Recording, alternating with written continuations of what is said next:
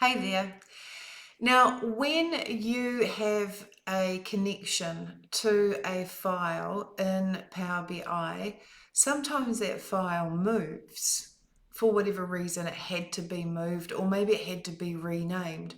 And so Power Query may actually struggle to find that file because you've moved it and you've renamed it. If I need to update the location of one or more of my queries in Power BI and particularly Power Query, there is this button called Data Source Settings. Now, when I click that, I can actually see the 3 queries that I have in this Power BI file.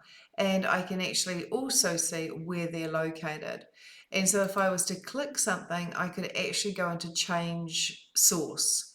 And by going into Change Source, I could tell Power BI and Power Query using the Browse button where I will now find that file and what it is now called.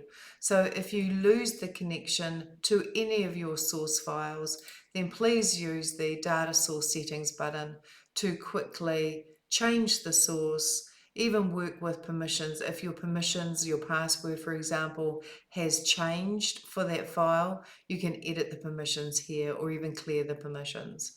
So that's how, when you move a Power BI file or one of the Power BI source files, you can keep things up to date. Come back for the next video.